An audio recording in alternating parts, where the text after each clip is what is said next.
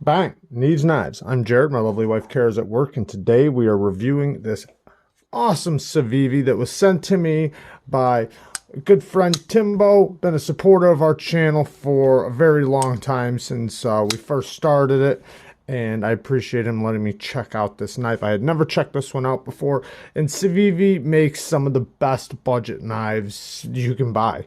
So let's get into this amazing knife. So first off, this knife is 8 3/8 inch long with a 3 5/8 inch blade. So it's just over 3.5 inches and a little over 8 1/4 inch long, like total length. So it is in 9CR 18 MOV steel, G10 handles with steel liners. It has a deep carry pocket clip and a lanyard tucked up nice in the back. Great place for a lanyard if you're going to have a lanyard. It's hidden. Pocket clip came first. I really like that. Civivi uses nice big hardware, which I also really like to see. Let's get into just a couple quick size comparisons. Here's a knife that a lot of people know that's just a little bit smaller.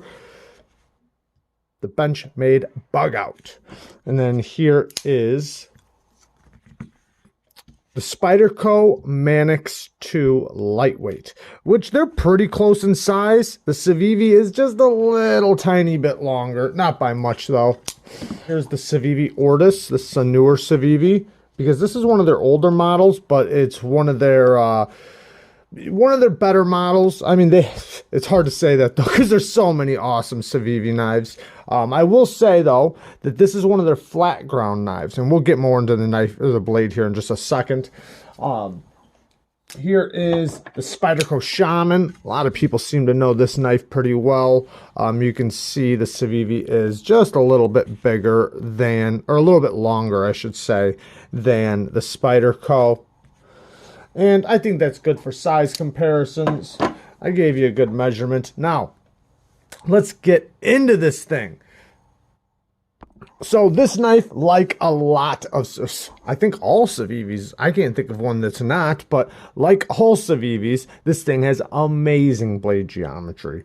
Great blade geometry. So the spine isn't crazy thick, a perfect thickness for an EDC knife, especially for one that's going to be a great cutter for you. Now, behind the edge thickness, 15 thousandths behind the edge, and that's with the flat grind, so that's amazing. And it's got a nice tall flat grind. I know you see the swedge up top, and what that does is that adds to the strength of the tip, so it helps get the thickness of the spine. It tapers down to the tip, so it does have a precision tip for the most part, but it also adds a little bit of strength on the sides of it. So when you are using your tip for, you know, for cutting and slicing and utility cuts, you have a little bit of strength behind it. Beautiful finger choil. It does work fantastic. You can choke up right up nice and close to the blade for when you need to really cut, you know, nice and close to your finger, or even when you're just doing repeated cuts through cardboard. When you have a finger choil like this, you can take and let the material go all the way up to your finger and you can guide it through, rather than if you were like this and you pushed all the way through, that material might get stuck in the finger choil. I don't know if you've ever done that before when you're doing repeated cuts, especially fast repeated cuts, and you go in just a little bit too deep and then the material gets caught in the finger choil. What? Put your finger there and it blocks it. So that's awesome. G10 handles, stainless steel liner. Let's get into the action. So the access to the lock bar is very nice. Perfect access to the lock bar. I like to see good access to the lock bar, because you should be able to close it just as reliably as you can open it. And I like having a reliable opening on a knife, which this does. The detent is nice and crisp.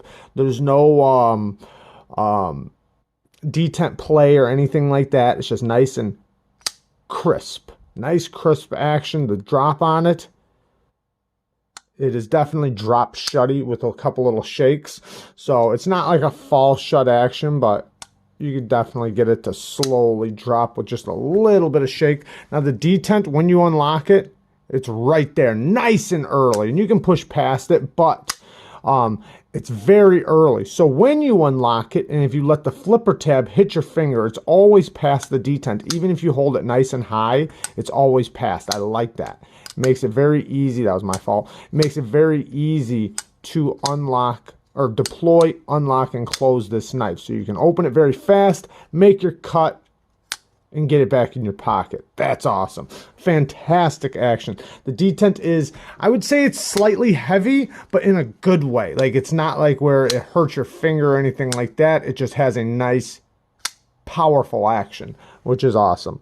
The Ergos are great. Great. I mean, you can see that it's got really good ergos. They give you an idea of where to put your fingers, but it doesn't force you into any position. Like, I could easily put my finger over this hump and it's still comfortable, but it does give me good places to put my fingers, which works out great. The taper of the spine, it's kind of a straight back design, which is something I really like in a knife. I like it to be nice and straight, but it does have a slight taper down here, which works out perfect for a palm.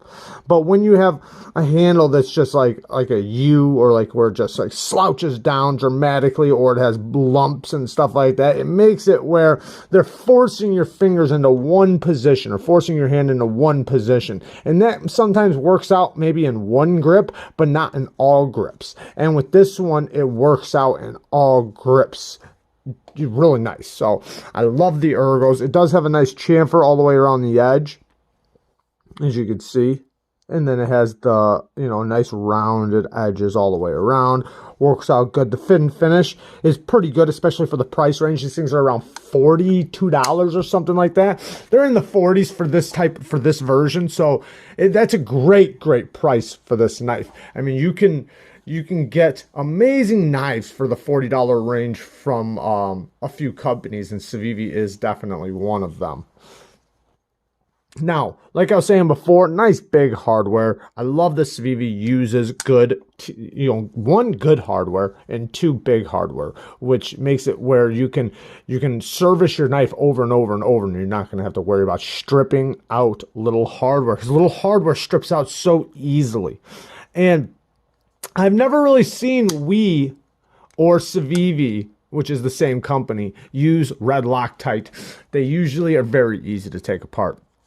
Reversible pocket clip, so if you are left-handed or if you carry in your left pocket, you can easily flip it around. Nice deep carry clip that does work good.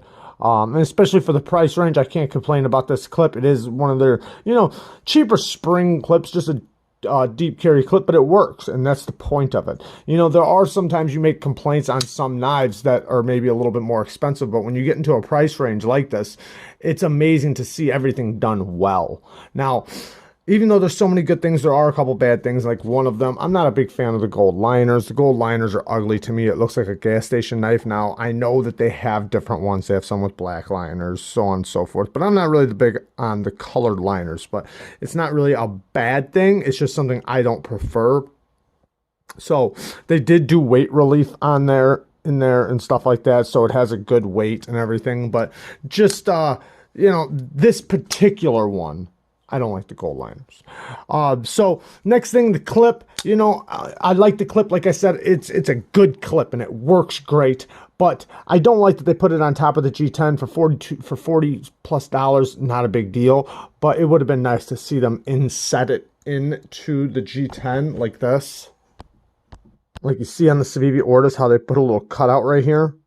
So now when this is on there, it's at least in there, and you have less movement, so you have less of a chance of it moving back and forth, and then two, it sets that little ridge that your pocket's going to have to go over into the G10. Now, even with the Ortis, they didn't go all the way deep, but they at least went halfway. I am happy, though, that they did use flat screws, which is awesome. So they at least did half the battle. So the clip works great. I can't complain about it too much. Also, I want to say I did sharpen it, and I'll talk about that here at the end. Now, the next bad thing is, and it's hard for me to complain on this knife because of the price, but I don't like Civivi's G10. Civivi's G10 is just cheap to me. And honestly, the Civivi Ortis is done in FRN, and I almost can't tell the difference. Now, that's good quality FRN, bad quality G10. I mean, I just don't like their G10. I feel like they could do a lot better job. It almost feels like FRN to me. Is it that big of a deal? No, especially for this price. You're not really paying for amazing materials. You know, when you buy a knife like this, you're buying this knife because it works, and it works good. It works good to be serviced. It works good in the pocket. It works good in the head, and it works good to cut with. And it's good across the board. So you're not going to get, you know, the amazing materials, but what you're going to get is you're going to get a knife that works as a tool better than maybe the knife that has the amazing materials. And that is something I can appreciate big time. I appreciate a knife that works, and it works so good. Now, I did do a video where I did sharpen this knife. I did sharpen this knife on a video. I think I did it with the Tri-Stone. I bought a $30 Tri-Stone, and I think it was 35 bucks or something like that. So if you want to check out the sharpening video on this, I did do a sharpening video. And also, if you want to check out that Tri-Stone that I reviewed, it is a freehand Tri-Stone. It's a stone that has 3 sides, and you just spin it. It has a diamond, aluminum oxide, and a ceramic, all for like 35 bucks. Great value. Go check that video out. But it did take an amazing edge. Let's take a look at it.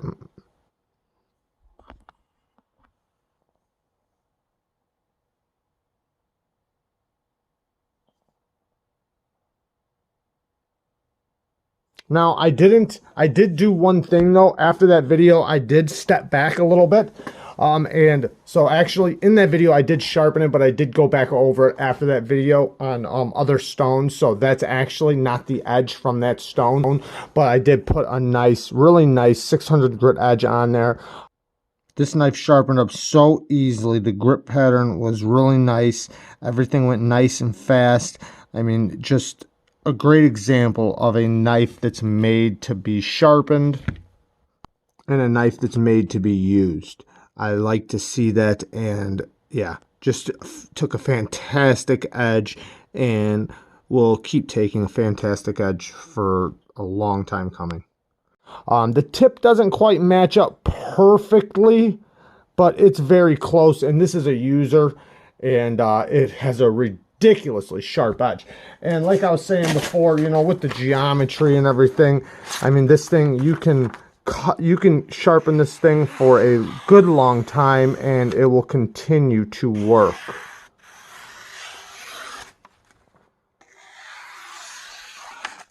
So it's going to continue to keep working over and over and over, and you're going to be able to get a lot.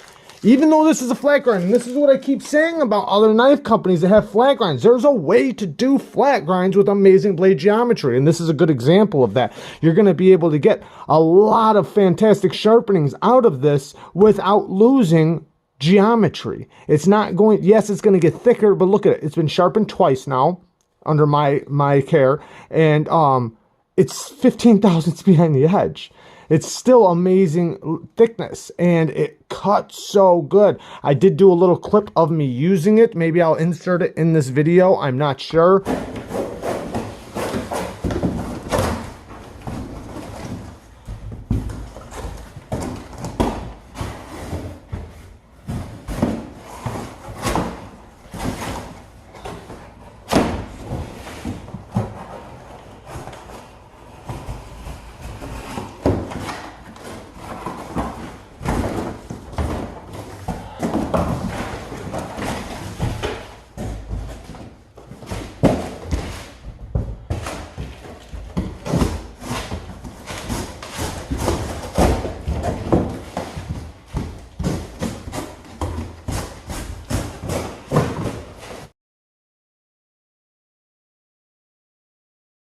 The bad things I went over, the only things I can really come up with, I mean, I could come up with some like little tiny dumb nitpicks, you know, but I'm not gonna, because, you know, it's just such a good knife, and for the price, it's hard to beat. This is a knife that's very, very hard to beat, especially if you like flat grinds and you don't like hollow grinds.